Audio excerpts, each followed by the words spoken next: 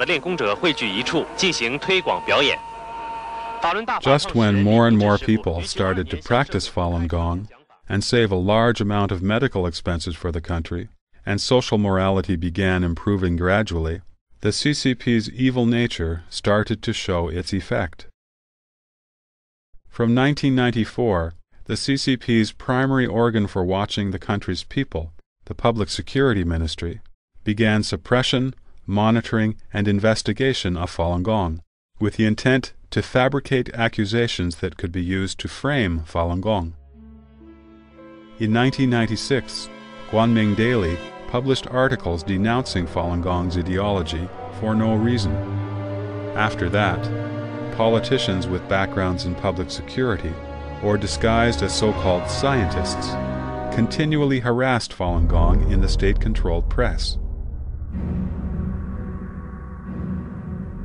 At the beginning of 1997, Logan, secretary of the Political and Judiciary Committee of the Central Committee of the CCP, took advantage of his power and ordered the Public Security Bureau to carry out a nationwide investigation of Falun Gong with the intention of finding charges to justify a ban on Falun Gong. After it was reported from around the country that no evidence had been found, Logan issued a circular entitled Notice Regarding the Investigation of Falun Gong through the First Bureau of the Public Security Ministry.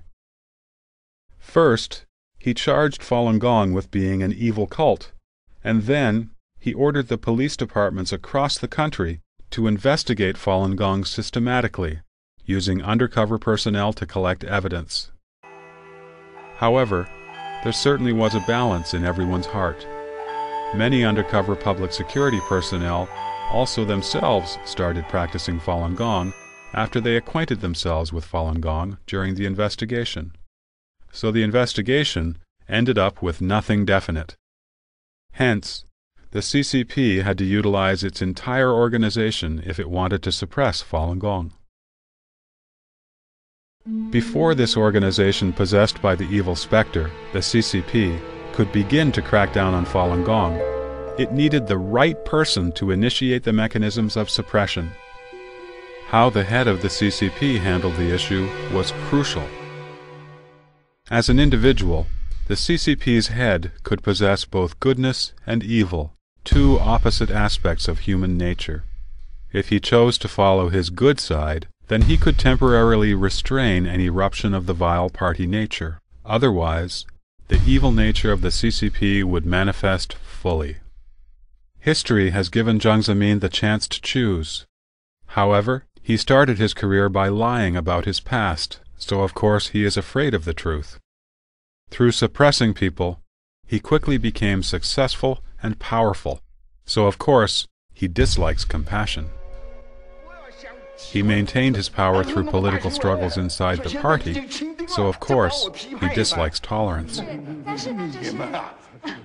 From a small incident, we can tell how extremely petty and jealous Jiang Zemin is. The museum at Hemudu Cultural Ruins in Yuyao County, Zhejiang Province, is a major historical and cultural site under state conservation. Originally, it was Qiao Shi, a former high-level party official, who wrote the inscription for the museum. In September 1992, Jiang Zemin saw Qiao Shi's inscription when he visited the museum, and his face turned dark and gloomy. The accompanying personnel were very nervous, as they knew that Jiang could not stand Qiao Shi, and that Jiang liked to show off so much that he would want to write an inscription wherever he went. In May 1993, using renovations as an excuse, the museum replaced Qiao Shi's inscription with one of Jiang's before the reopening.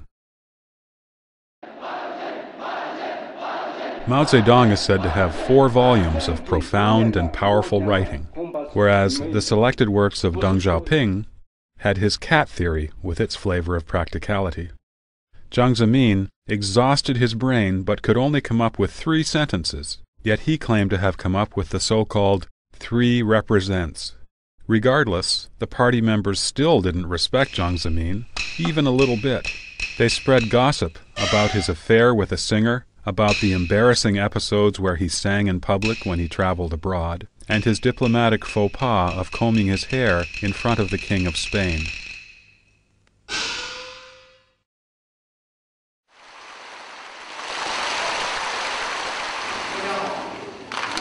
When the founder of Falun Gong, Mr. Li Hongshi, who was born as an ordinary civilian, gave a lecture, the lecture hall would be filled with professors, experts, and Chinese students studying abroad. Many people with doctorates or master's degrees flew thousands of miles to listen to his lectures.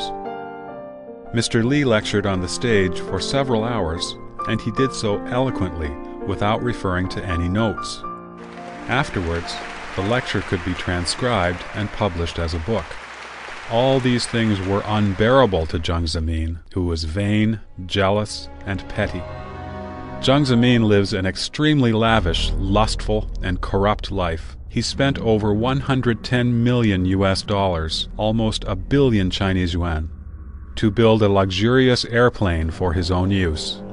Jiang often drew money from the public funds, by the tens of billions of Chinese yuan, for his son to do business.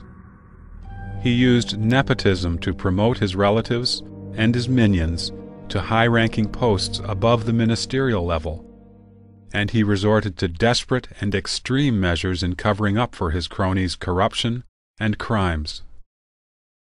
For all these reasons, Jiang is afraid of Falun Gong's moral authority. He is even more afraid that the concepts addressed by Falun Gong, involving topics such as heaven and hell, the principle of good being rewarded with good and bad being met with bad, he is afraid that these are indeed real.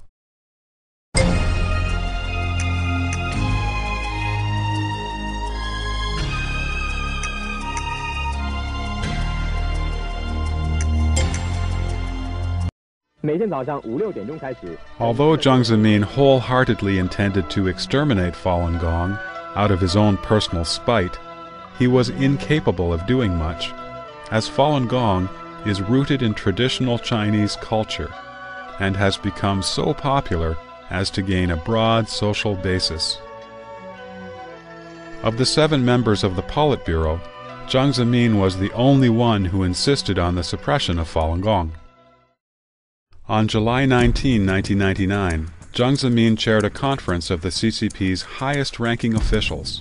Jiang gave the excuse that suppressing Falun Gong was related to the survival of the party and the country.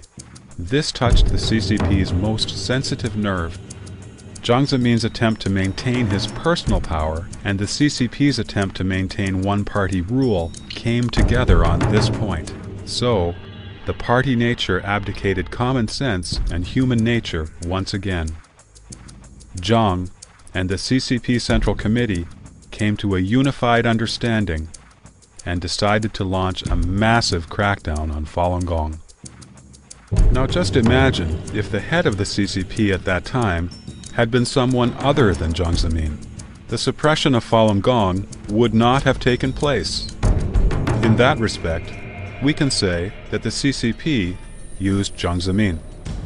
On the other hand, if the CCP had not incurred so many bloody debts with its scoundrel, immoral, and savage nature, it would not have considered Falun Gong to be a threat. Without the CCP's complete and pervasive control over every part of society, Jiang Zemin's intention to suppress Falun Gong would not have the organization, financing, and propaganda it needed. It wouldn't have had the support of the country's diplomats, judiciary, and so on. In this respect, we can say that Jiang Zemin used the CCP.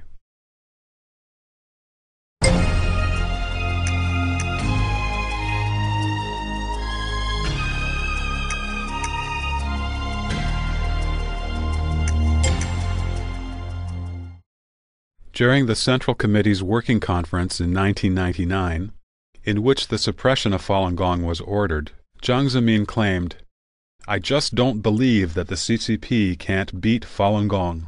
His words instigated and strengthened the will and arrogance of suppression on the one hand, and on the other hand, they also exposed